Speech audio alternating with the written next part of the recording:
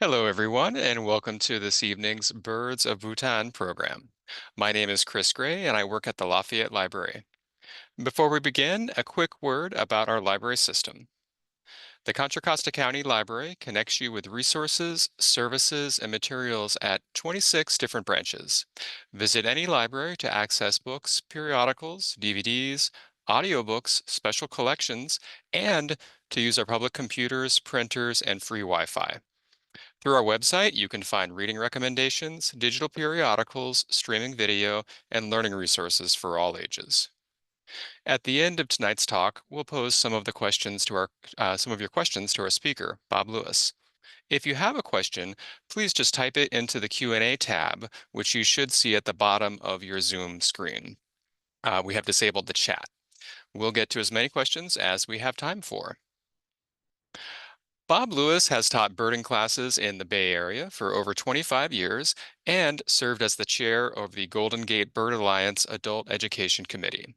He's photographed birds in more than 40 countries, and his life list is over 5,000 species. Bob, we're very excited to have you here today.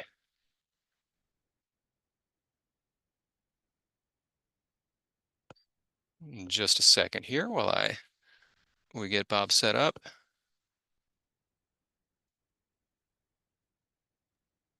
There we go. I'm unmuted. And I'm here. It's you. Okay. So let me see if I can share my screen and we'll get started.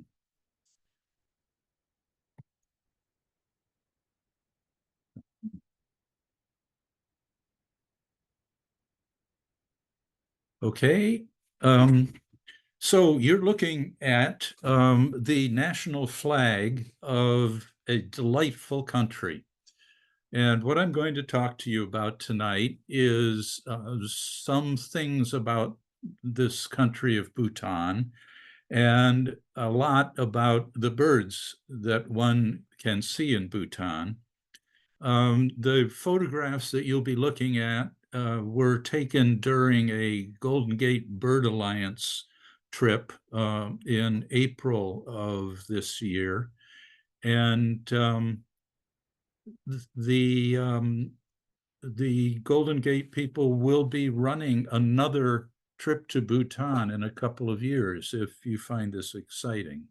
So Bhutan is a small country in the middle of Asia.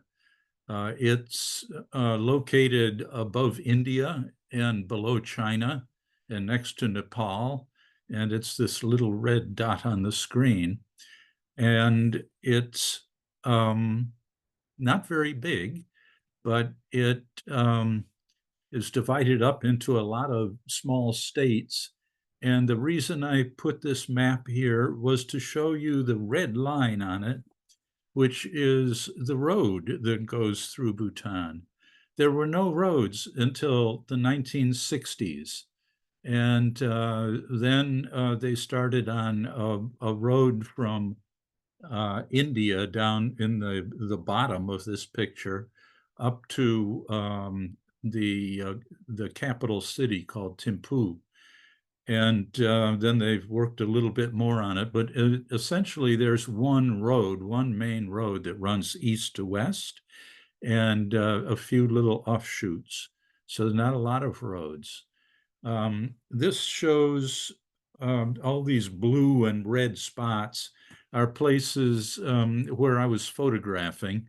And the program that I use to store my photographs creates this. So I thought it was an easy way to show you where we went. So you can see over on the left side of the picture the name Thimphu, and Thimphu is the capital of Bhutan. And a little bit to the left of Thimphu is where the airport is in a town called Paro. And as you saw on the preceding slide, there's a road that runs all the way across to the right over to where it says Mongar on this. And there's a road that goes north-south that goes down to the town of Gellifu, which is on the Indian border.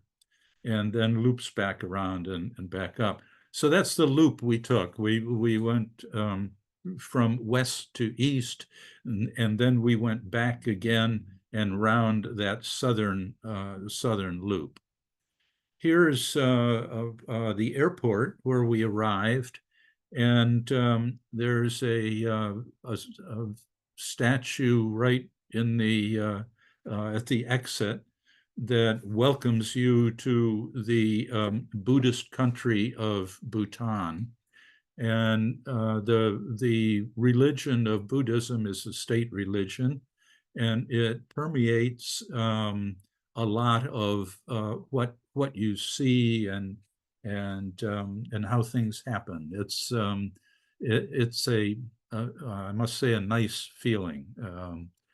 It's the country is a monarchy, but it's a constitutional monarchy.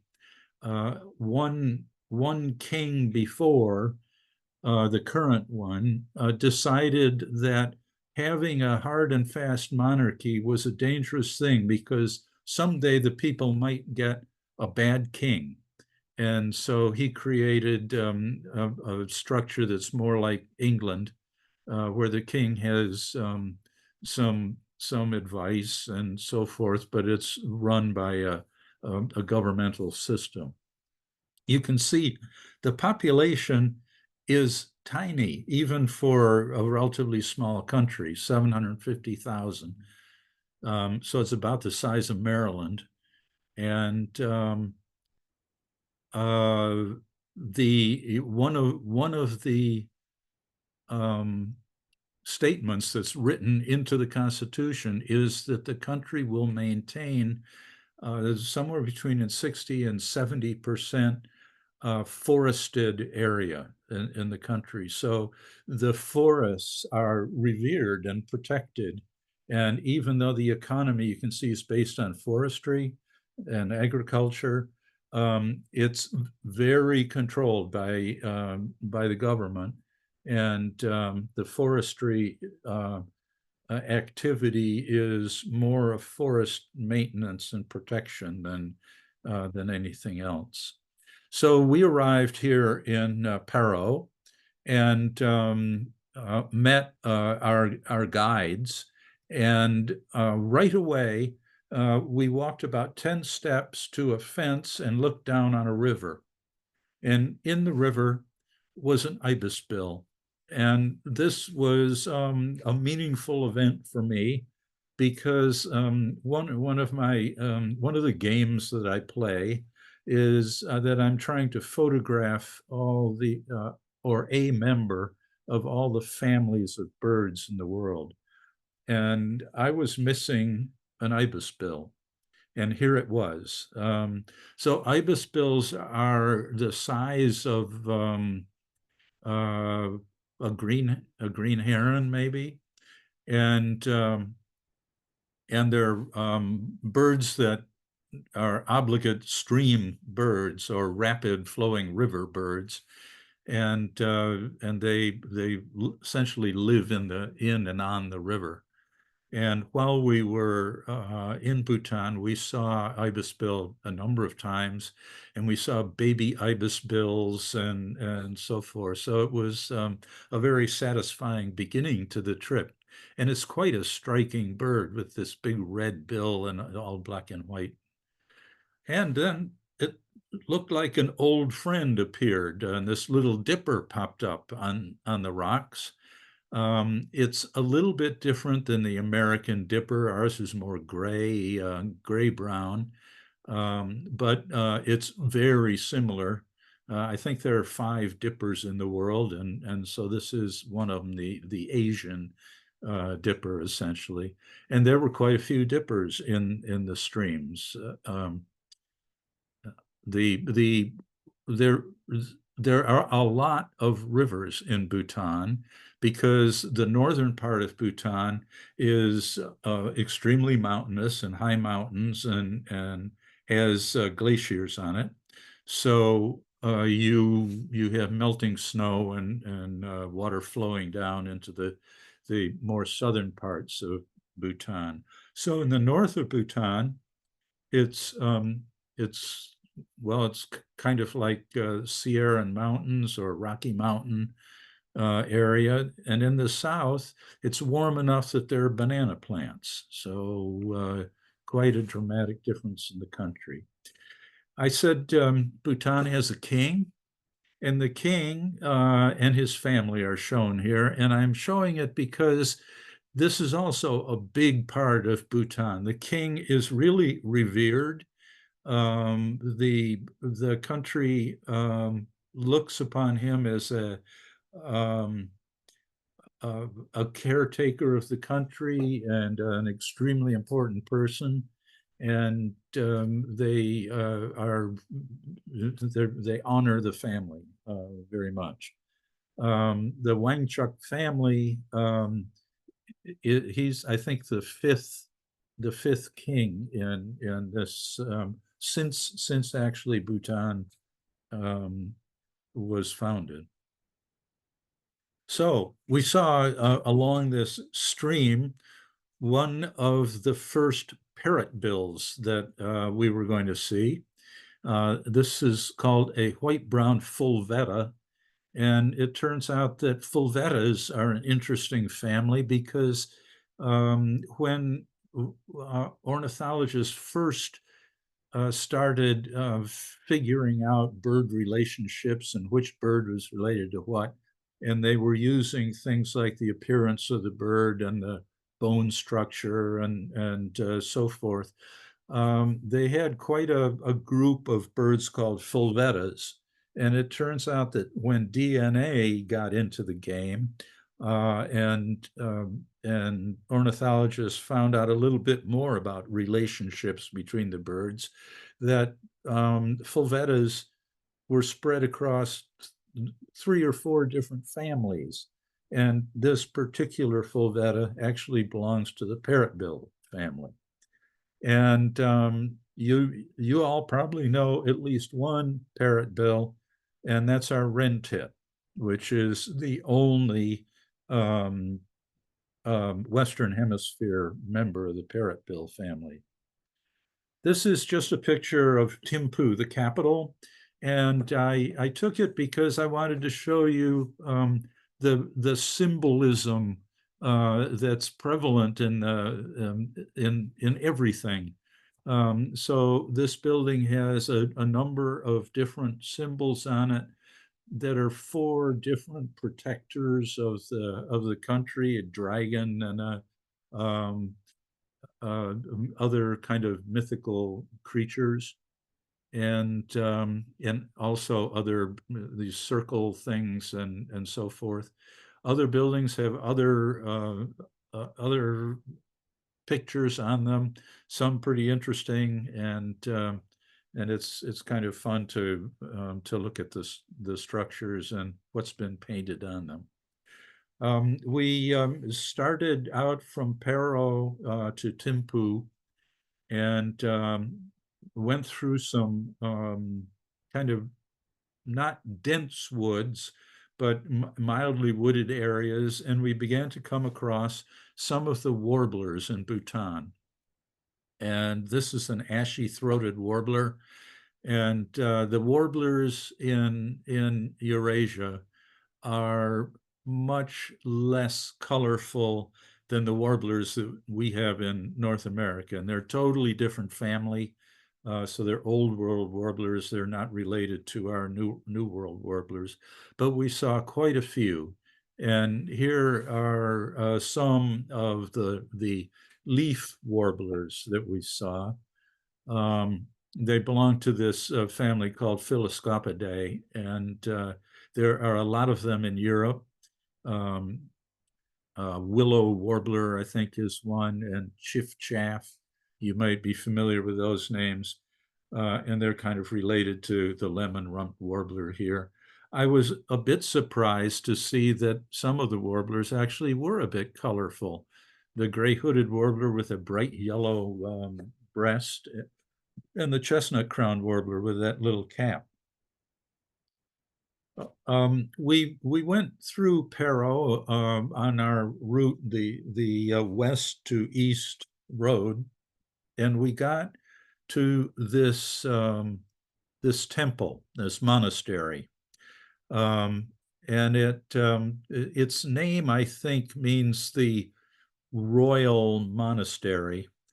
And it's quite a structure, and you can see um, some of the way they design and build their buildings. The decorations around the roof are very important, and they all have a certain symbolic reason for them. The top layer of these little decorations you can see on the arch are all moons, and that's part of what I understood, but that was about it. So we went up this road towards the monastery and over to the right and into that little forest there, because our guide said we might see some interesting birds. And indeed, we saw another parrotbill. And now this is what I thought parrotbills should look like, with kind of this heavy bill. So not like our wren tits, but more with a heavy bill, and not like that fulvetta that we just looked at. And we saw a number of parrotbills. So this is a great parrotbill. It's a pretty good sized bird without much decoration on it. And it is a forest dwelling bird, but many parrotbills like bamboo. We went up the hillside a bit, and we found another flock of birds that turned out to be parrotbills. I had this bird in mind, the fire-tailed Myzornis, as one that I really wanted to see.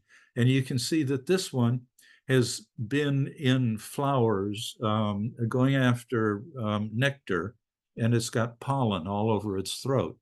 They travel in small flocks, the Myzornis do, kind of like our bush tits. And they're pretty fast moving. And this one just stopped for a second, and I happened to be in the right place. So it was lucky to get a picture of it.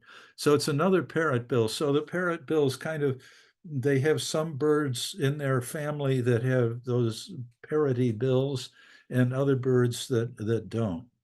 Here's a bunch of parrotbills that we saw during the trip. So the brown parrotbill down on the bottom left is one of these bamboo. Um, I don't know if it's a bamboo obligate, but if it's not an obligate, it's a highly desiring bamboo bird. And the pale-billed parrotbill to its right is also uh, liking bamboo. And then up at the top are a couple of parrotbills that one of them, again, is called a fulvetta. So a few parrotbills. Since I had only really seen wren tit before, I was pretty excited to see all these different kinds of parrotbills. So we came to this quite striking building, and we stopped here actually to go in and look around. I don't have a lot of pictures of inside because we were restricted in taking photographs when we were inside. But this is a dzong. It was a monastery, and then it became, in recent history, more a government building. So it's there are three different sections there, and there's a section that's a government section, a section that's a religious section, and I think that another section that's kind of the populace section. It's on the crossing of two rivers, and this dzong was built by the founder of, or it was started by the founder of Bhutan, and we'll see in another picture in a bit a little bit more about that story. But the two rivers are the He River and the She River that come together here. This is showing one of the roads, kind of a good place on the road, but you can see over to the left a little bit of a landslide that happened that kind of took out a bit of the road and it had to be repaired there.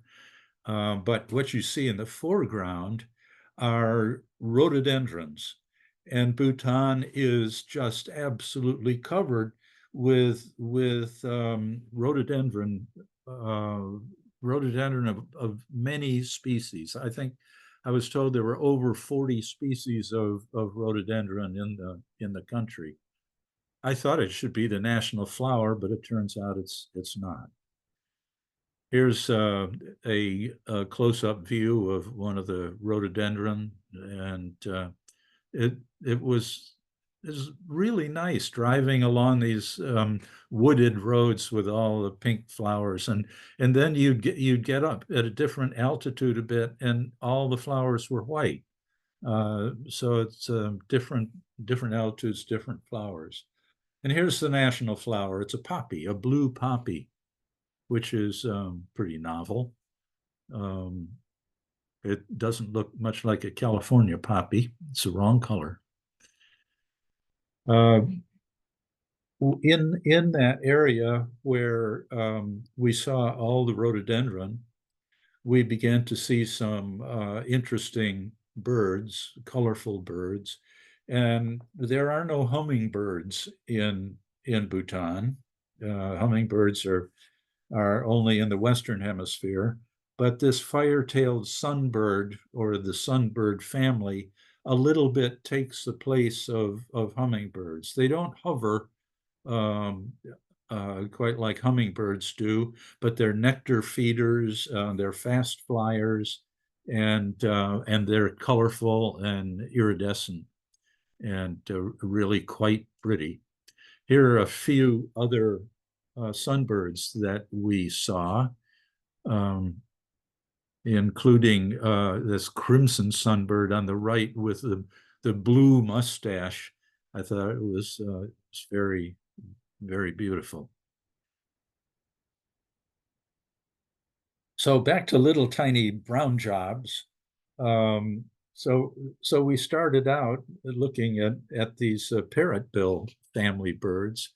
Then we began to get into a family called the laughing thrushes. And laughing thrushes are a really big family. Um, I believe there are one or two that were introduced into Hawaii, but otherwise the U.S. doesn't have laughing thrushes, but Asia has many. So this was originally called a babbler, um, and it still is called a babbler. And babblers are a different family of birds, but this is in the laughing thrush family. So again, it was this business of as people learned about DNA more, they began to shuffle those species around to the probably more correct families. Some laughing thrushes are pretty colorful, and this Leothrix began to show some of that. These birds are about the size of a house finch, maybe a little bit bigger than a house finch. So not very big. They're the small laughing thrushes. And here is another fulvetta. And instead of being in the parrotbill family, it turns out it's in the ground babbler family. So again, a lot of shifting around. This again is a relatively small bird, about a little bit bigger than a house finch. Here is the group. We were traveling in a very comfortable bus. We had occasional fog because it is a mountainous country, and the fog would sweep in and it would get hard to see things. And I didn't even bring my camera when we first got out. And then this trogon showed up. Now, if you've been to South America, you've seen trogons. but the trogons in South and Central America are more yellow and red and blue, and these are pink. Many of several of the Asian trogons are pink, and they're quite spectacular. So it was exciting to see Ward's trogon. Um, I'm not sure. I'm seeing hands raised, and I don't quite have access to that right now. So I hope, um, well, let's see what's going on with So, hands. sorry, Go ahead. folks. We're gonna do just text Q&A and just at the end of the presentation. So I'll actually disable it if I can. But if you could, if Okay. you Well, don't mind refraining from raising your hand, we're just gonna let Bob make his way through these photos. Thank you. I was afraid that perhaps people weren't seeing or hearing things, and that's why I stopped. All right, carrying on. Here's here's a another family uh, um, called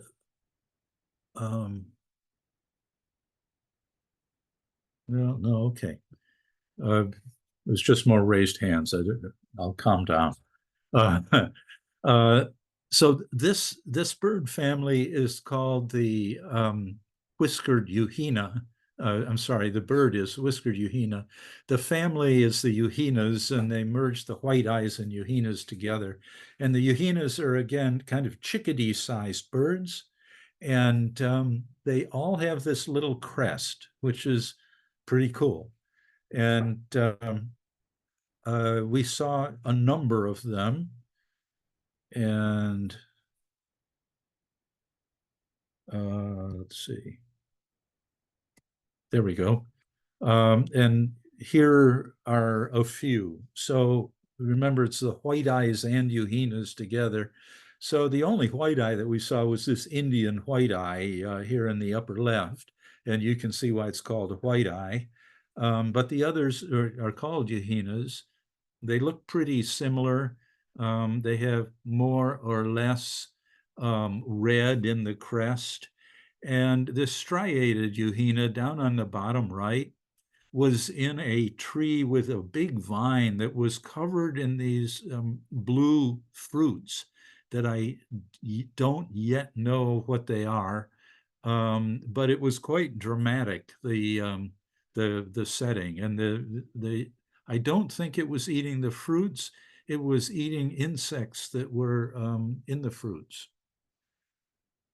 Here are a few other birds just on the road going along. There were several different kingfishers. As I said, there were quite a few rivers in the country, and that kind of means there'll be kingfishers.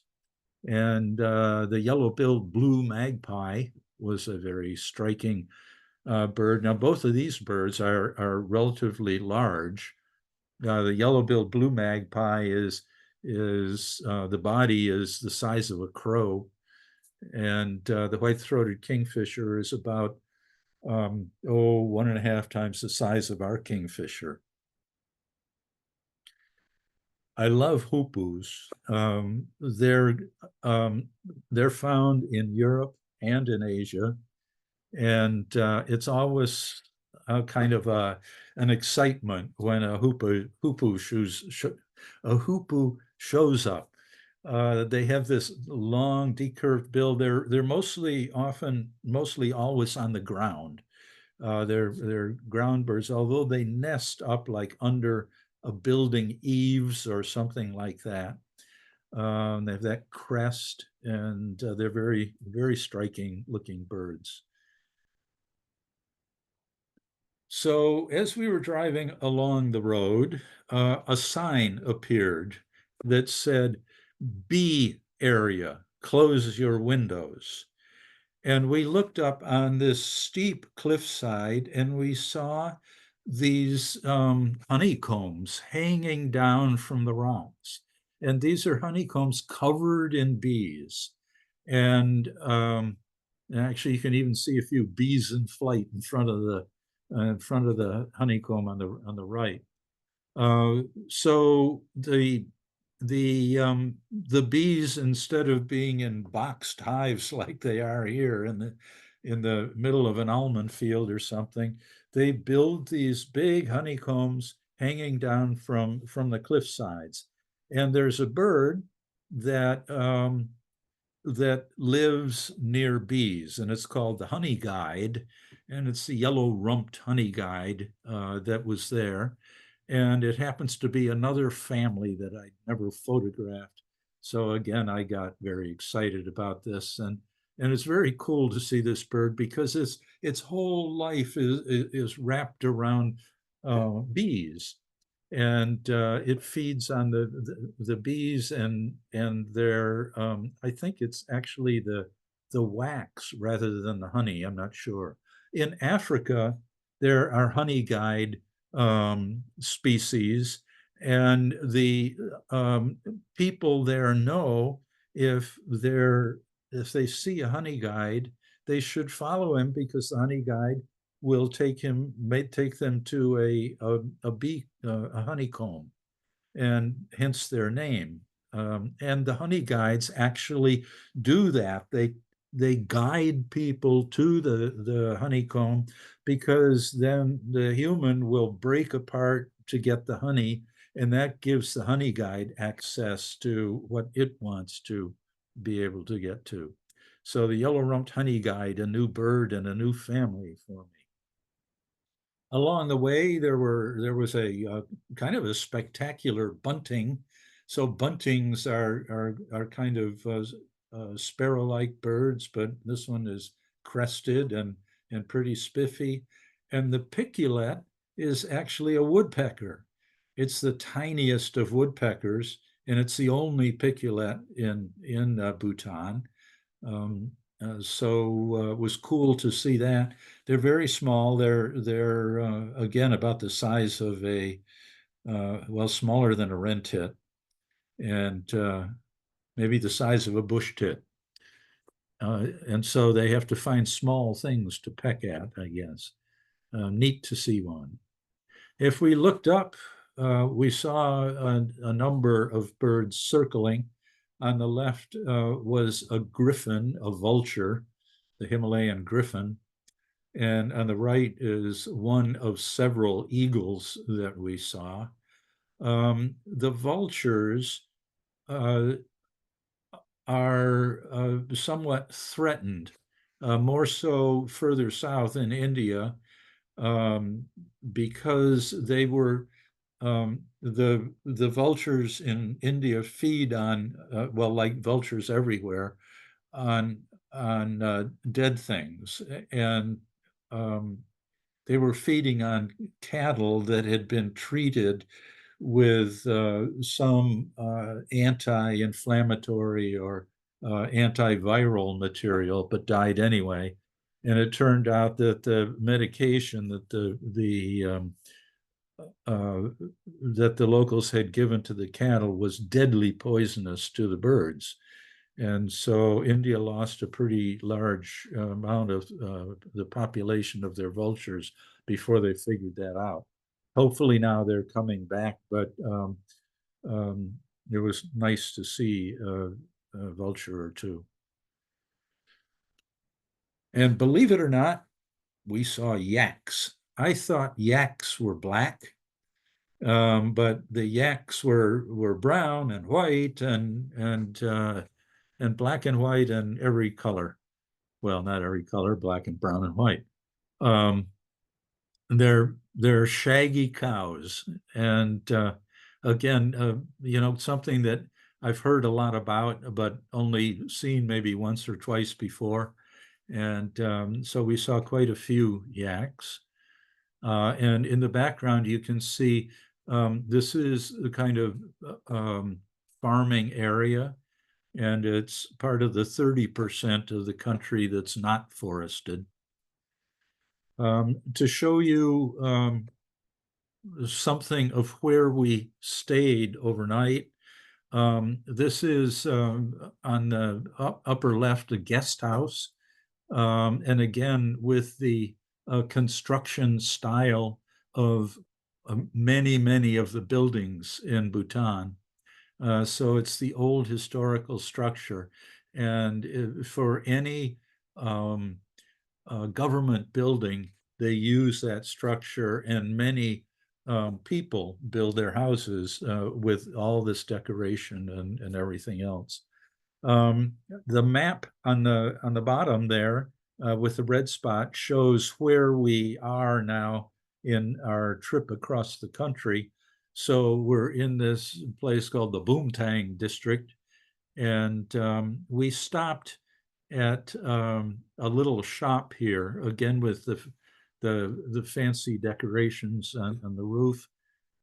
We stopped here because it was selling curios and so forth, and they had actually some pretty nice things. And one of us um, is a collector of hats, and so he bought a hat, and this hat gets into a story. So here is the hat, and the hat is the national bird of Bhutan, and the hat is a model or a copy of the royal crown of Bhutan. So the king wears this crown. And we checked to make sure that the king wouldn't be perturbed if one of us were wearing this hat. We were sure that it was okay. But it's a raven, and the raven is really interwoven into the history and mythology of Bhutan. So a Bhutanese deity um, is associated with the raven, and the raven is so important to the Bhutanese that we were told it was more it was a worse thing to kill one raven than to hurt 100 monks. So ravens are important things. And that Zong that we saw, that really pretty building on the meeting of the He and She rivers, was built there because the unifier of Bhutan was following a raven, trying to find where to settle, and the raven told him to build that Zong at the place he did.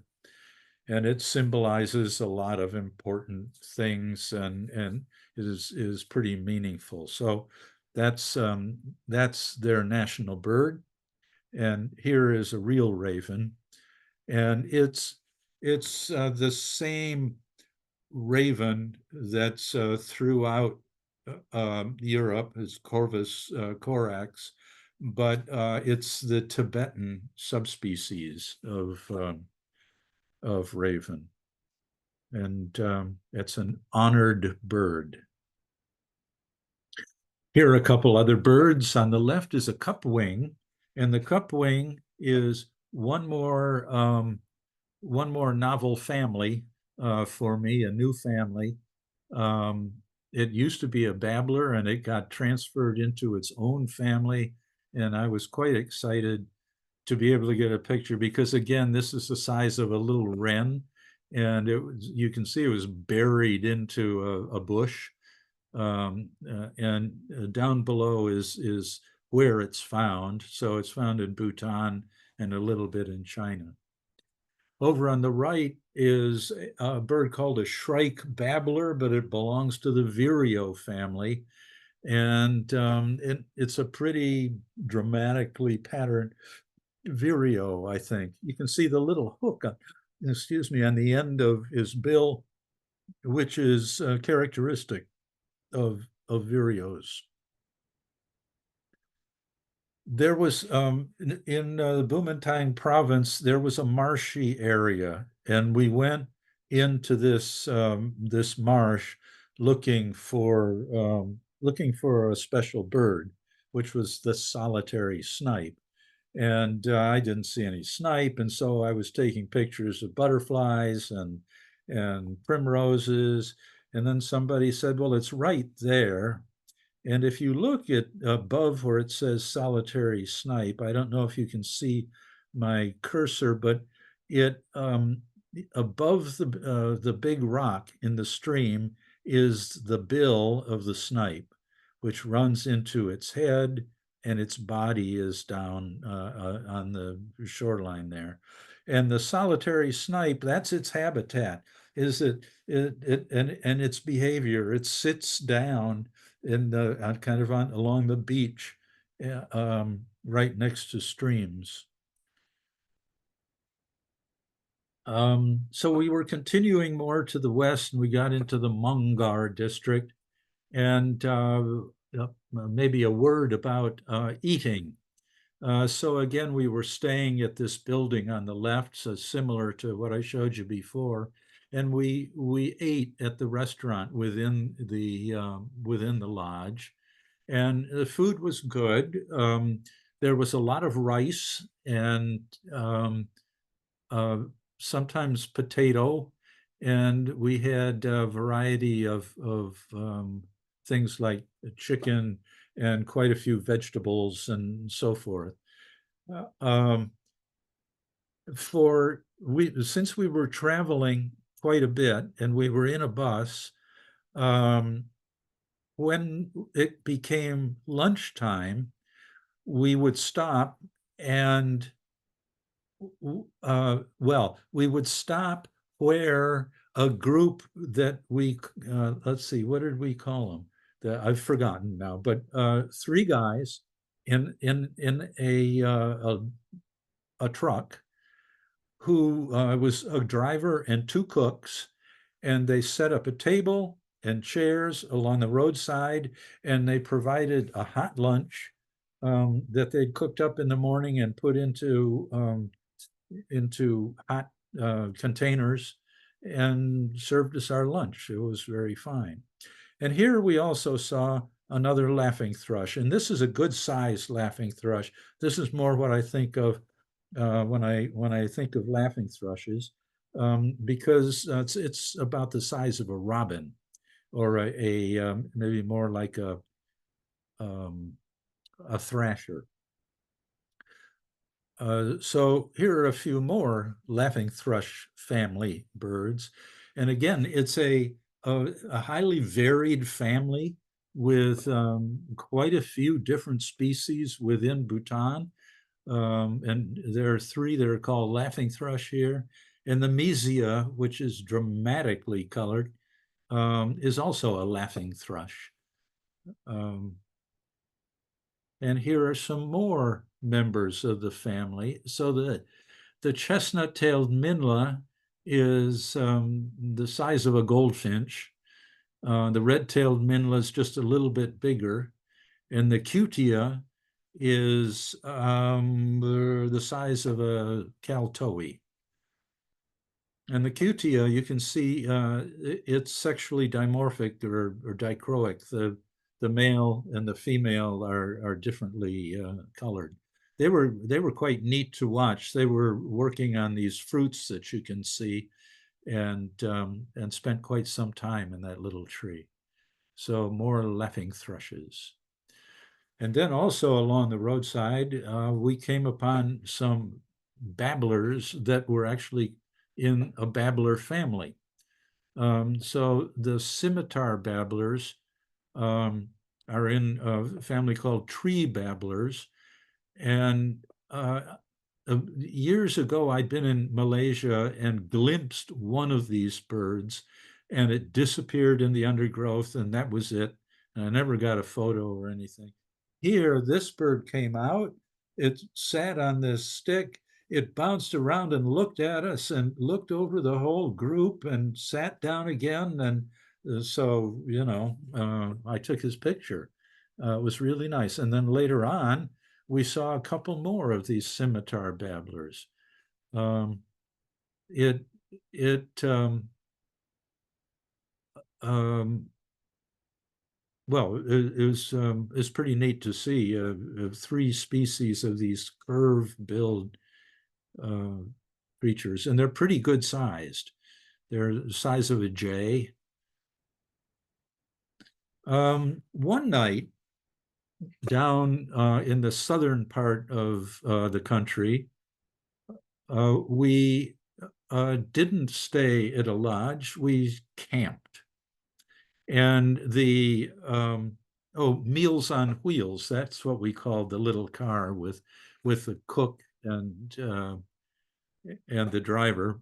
So the Meals on Wheels had gotten there ahead of us and had set up tents for us, and and then cooked our dinner and all the rest of it, um, and we just walked around a bit and saw another bunch of really neat birds.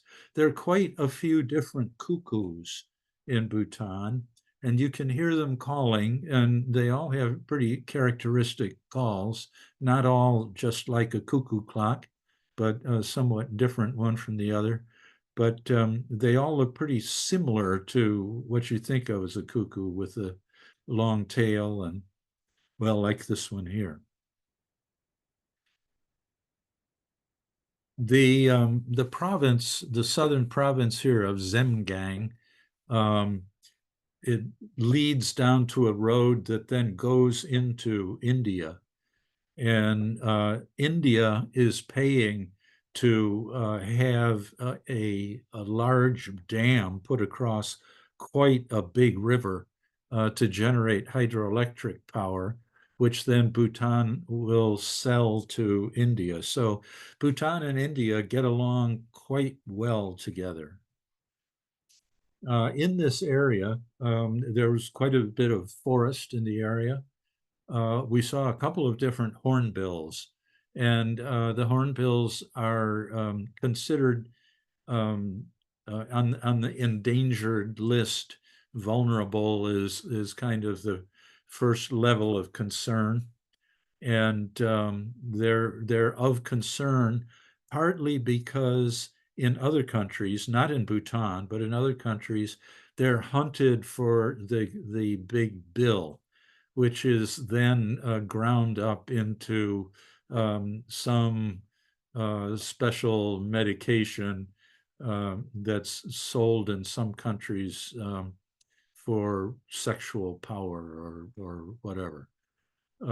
So this is the smaller of the hornbills, which is a big bird, the rufous-necked. And here's the big hornbill, the great hornbill, and both of them are somewhat threatened. The big casque on the hornbill is quite striking. The beautiful nuthatch is a bird that seems to be highly desirable by most birders. They go to Bhutan, and I was one of them who was feeling that way. And we managed to find a pair that came bouncing through. They're pretty fast movers, and so I never got a picture of the two of them together, but the male and female look pretty similar. The beautiful nuthatch with all this blue. The most endangered bird, I think, in Bhutan is the white-bellied heron, and there are only somewhere around 200 of them left. And almost all of them are in Bhutan. This picture was taken from way up on a cliff, looking down into the stream. And when we got to this point, there was a video group from the Bhutan television station videoing from up there and watching the white-bellied heron. It's a big heron. It's bigger than our great blue heron, and it likes to be isolated. It doesn't get in groups, and it doesn't like to be near populated areas and so forth. And there's a lot of studying going on trying to understand how to protect and save this bird. What there was a pair of them in this area, and they were nesting, so that's why the TV family was so excited about it. So we were lucky to see this because it's critically endangered and hard to see. Here we are walking along one of the rivers on one of the roads that has been built in Bhutan. And this is except for that big east-west road, this is typical of the roads. There are almost no cars on the roads, and it's one lane. And this is going along the side of the stream, and there's a cliff on the other side, and there's a cliff on each side, one going up and one dropping down. That's so you can imagine it probably wasn't easy to build the roads here. Chu means river, and so this is the Manjdi River in that southern province. And here's one of the titmice, the sultan tit. Wow, that's it for a titmouse. I think it's pretty dramatic. There are a number of birds called barbets that are found in Bhutan.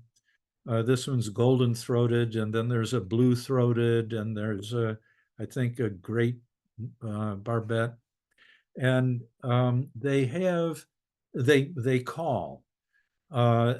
They call just a constant beep, beep, beep, beep, beep. And if you don't think about it, you get so you don't notice it. And then somebody will say, well, where's the barbet? And oh yeah, I hear it. Well, that gray patch on the side of the bird are the sound making units. They're extensions of the esophagus, and they inflate and blow out, and that makes the beeping sound. So they're a little bit like our sage grouse in that structure, the golden-throated barbet. Here are a couple other interesting birds. The paradise flycatcher. Paradise flycatchers are found kind of throughout Southeast Asia, and they're different species. So this was one I hadn't seen called Blythes. Some are brown and black, and some are white and black. And I think in Blythes, the male is white and the female is brown, but I'm not sure. On the right are wood shrikes, and it turns out wood shrikes are in the family of vangas, and vangas are only found in Madagascar. They're only found in Madagascar, and for a while it was thought that vangas were unique. The family of vangas was unique to Madagascar, and then it was decided that wood shrikes are also in that family. So probably the wood shrikes are members or are descended from the same ancestor as vangas are. Here we are very close to India. So it's near the Indian border, and you can see there are a lot of deciduous looking trees, and it was quite warm in southern Bhutan. And these cows came charging down kind of a cliffside almost, and you had to get out of their way.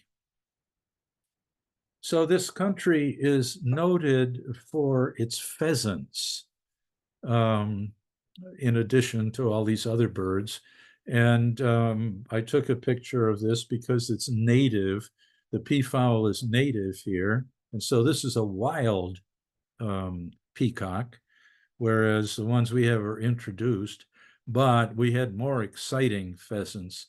So here's the blood pheasant. The male is the large picture, and the smaller inset is the female. She's the same size as the male, it's just a smaller picture. So this was really neat to see, as so colorful, and it's a big bird. It's bigger than a chicken, or well, maybe the size of a big chicken. The blood pheasant, and here is the satyr tragopan. This is a little bit bigger than the blood pheasant, and wow, talk about dramatically colored.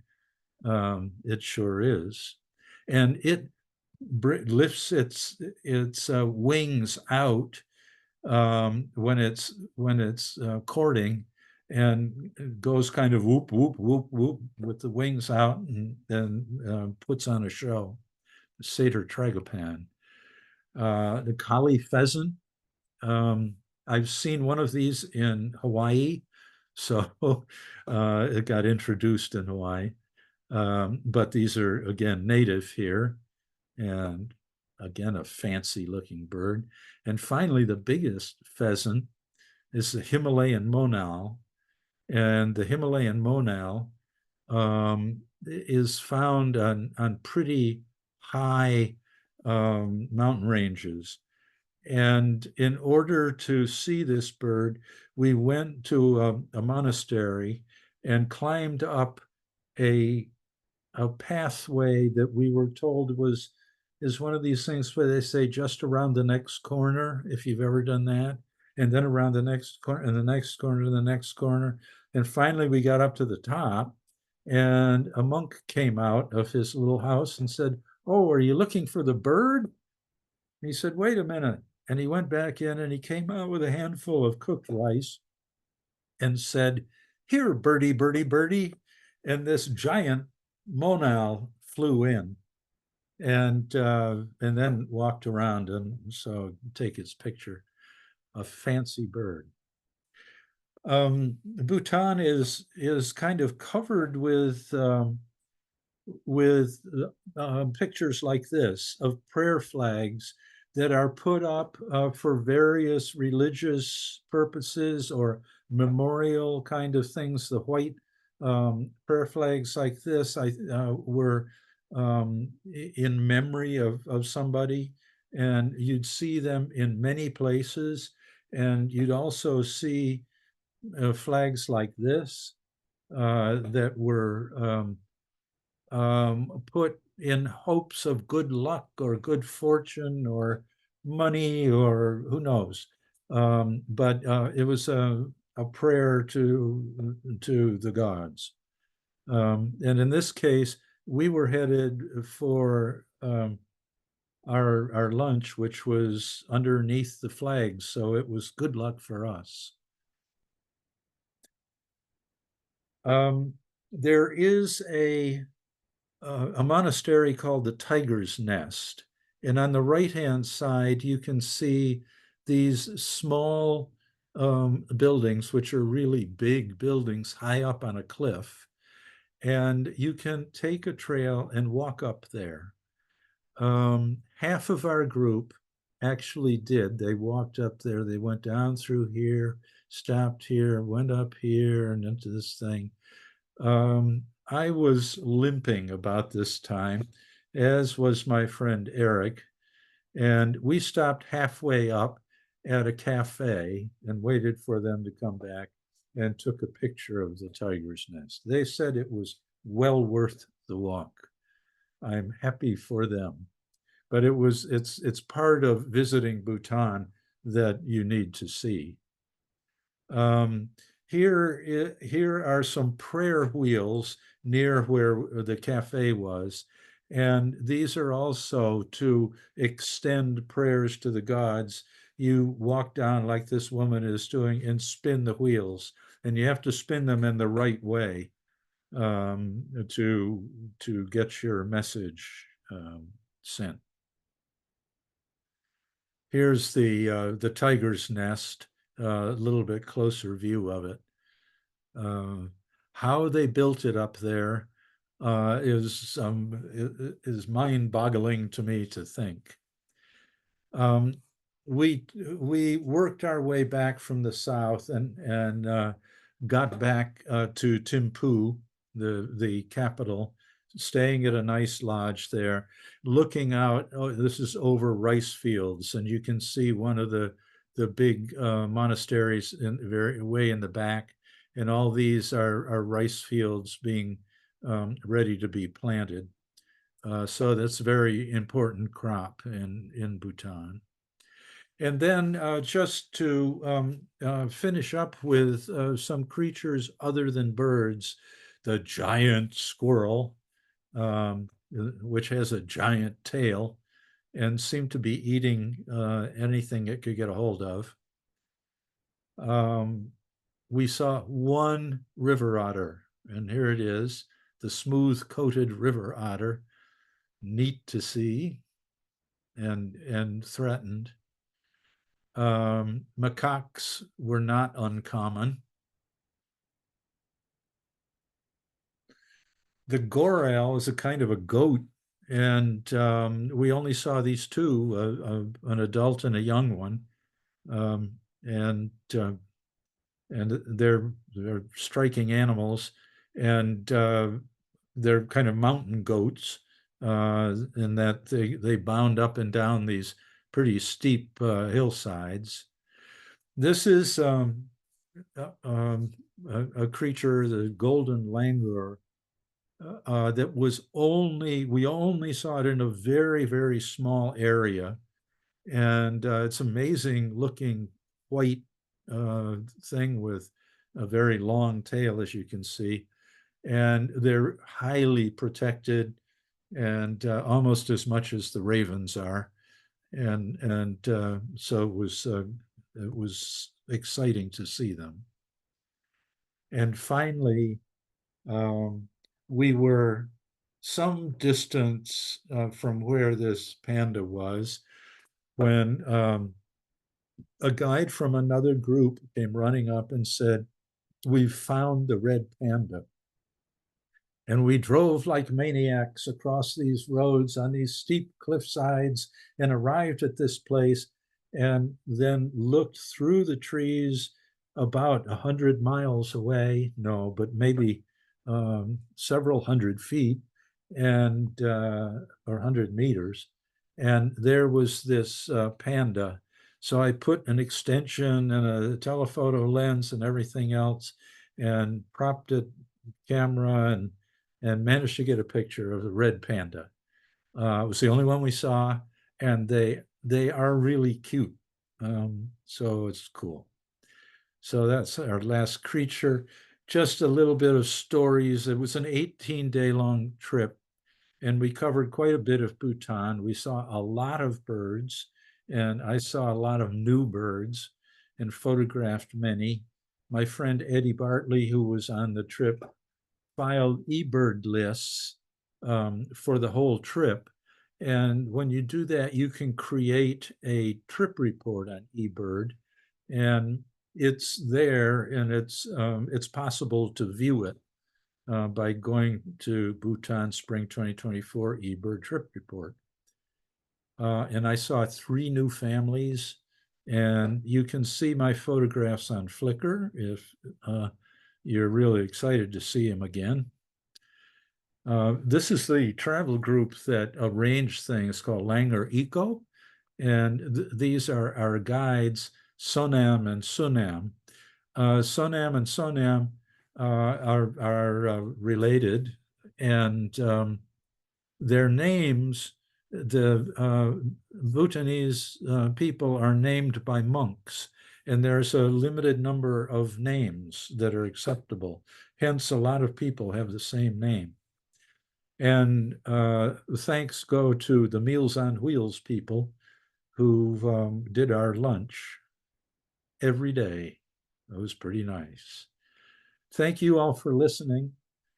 And as I said, I think Golden Gate Bird Alliance will have another tour in 2026 if it's interesting to you. And that's it for me. I'm going to mute myself.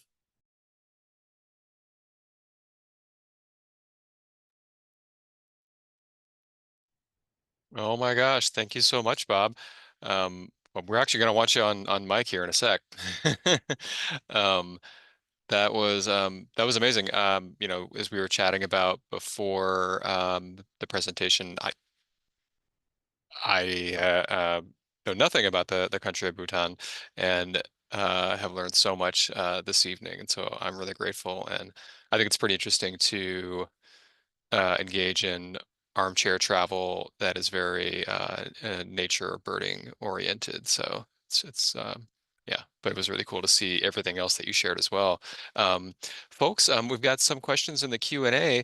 Thanks so much for being patient. If you have additional questions, please go ahead and type them in. I think we got maybe about 10 minutes here that we can pepper Bob with questions. Um, let's see here. Um, Bob, I've got a question from Judith asking, um, generally, how many shots of one bird do you take to come up with an ideal example? Well, it depends a lot. In some cases, one, because that's all I got, and because birds fly. But I use a Canon camera that's of the current generation that is mirrorless, and it takes, I think, 10 images a second or something like that. So if you hold the shutter down, it goes drrrr, and then you're faced with cleaning up the mess you made and finding the one good one out of the 20 or 30 pictures. So sometimes, especially if it's a bird that I've never seen before, I do take 15 or 20 shots oftentimes. I I travel with other bird photographers on occasion who take many, many more pictures than I do. So I don't like sorting through them. So so I guess that's why. But you have a feeling for whether you can see whether it's in focus or not, and whether you got the picture you wanted.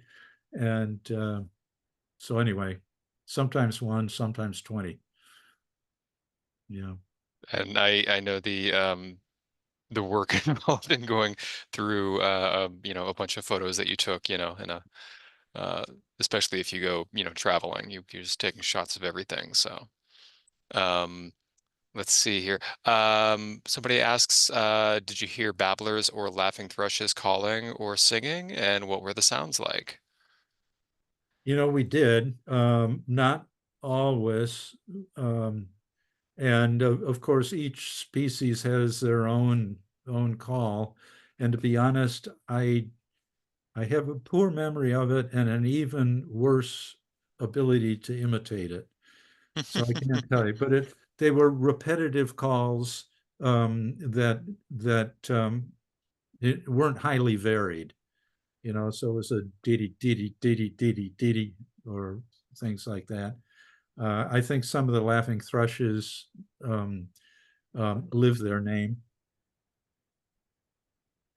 Does the Cornell Lab of Ornithology website and app, is that a resource that can be used to listen to calls and songs of birds Yeah, as far away as that? no, let's see, we were able to use, I think we were able to use Merlin, which is a wonderful uh, uh, software that you can install on your phone, and you have to put in the area where you are, but then you can get some of the species in that and listen Hmm. to the call. There is a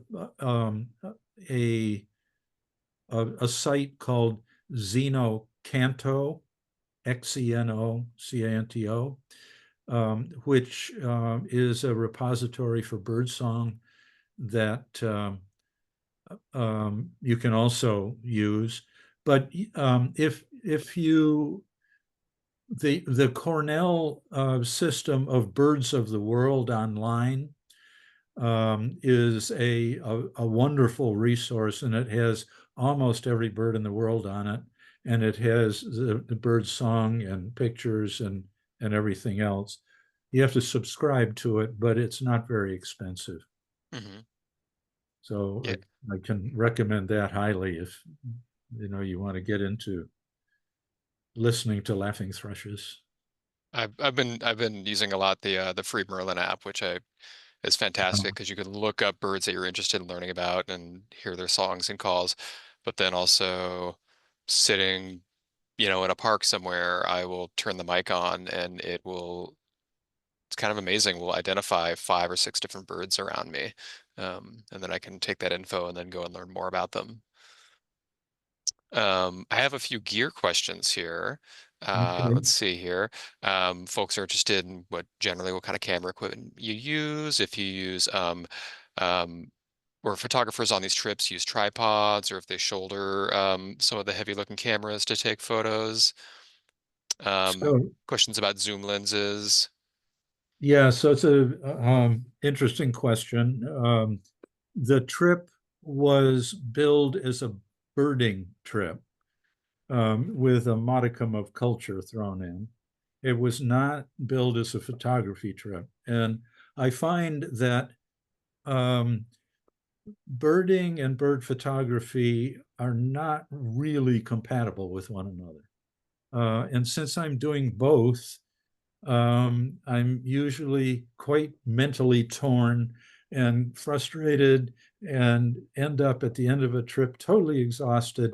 And no, I'm exaggerating the problem. But with a birding group, um, you you tend to move on after you've seen a bird. Whereas with bird photography, if you find a bird, you kind of settle in and try to get a picture of it be in certain behavioral modes and things like that. Hope it'll open its beak, who knows what, show its wings. So uh, I shouldn't say it wasn't a photography trip because there were three of us who were photographing, and the two guides were um, very understanding of letting us all, and so were the other people on the tour who weren't photographing. They seemed to enjoy just watching the behavior of the trip. So it wasn't a frenetic check off as many birds as you can check kind of birding trip. So having said that, we were able to do a fair amount of reasonable photography. As I said, I use a Canon camera. It's a um, R R5 Mark II, or no, it's an R5. It's not the second, the current hottest one that just came out. I use a zoom lens that's 100 to 500 zoom that's made for that mirrorless camera. And I did not take a tripod because with a group like that, that's not a photographing group. A, a tripod is pushing it a little bit, pushing their tolerance a bit. I think it's not really very polite. Um, but along the side of the road, there were oftentimes kind of uh, fencing things that were big concrete blocks that were to keep the vehicle from going over the cliff. And they were really nice for positioning your camera on, so you had kind of a fake tripod that when you had a bird that was sitting and holding still, and you could do that. But having said all that, the modern cameras have such improved vibration restriction. The lens has an anti-vibrating thing in it, and the body has the same, and so it's worth, I think, 8 stops or something of what without it. And I accidentally have brushed against the lens and turned off that stabilizing function and wondered what happened to my camera. This is horrible. I can't. So they're really good. Modern cameras are kind of amazing. Yeah, and then I use I use several different kinds of software. Uh, I use Lightroom to organize my photographs and keep them sorted and all that, so I can go in and find a picture very quickly because I use keywords.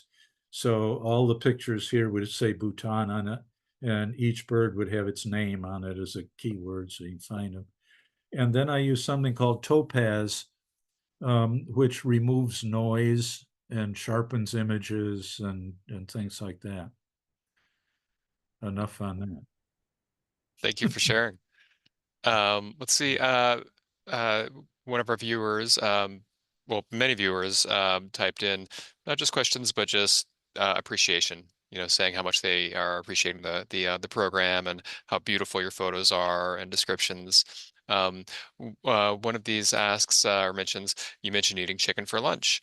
Was there any conversation among your birding group about the cognitive dissonance of eating birds while photographing other birds?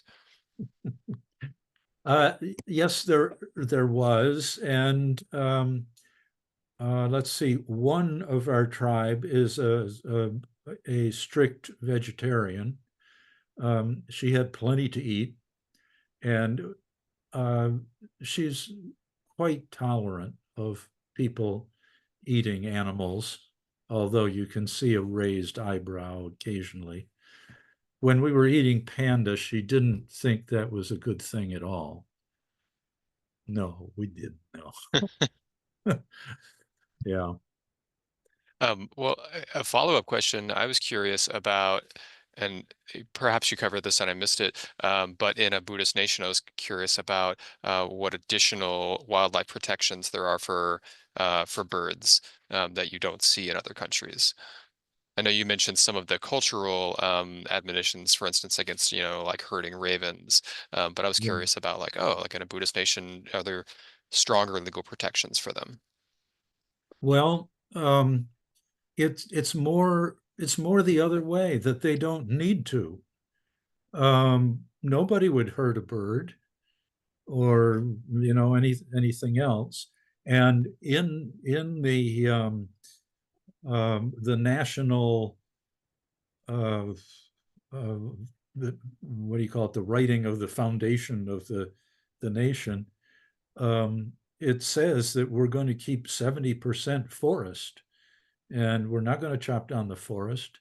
So habitat protection is written right into the founding of the country. Um, they there is some well, Bhutan is the first country to be um, energy CO2 positive, carbon positive. They um, they generate less carbon.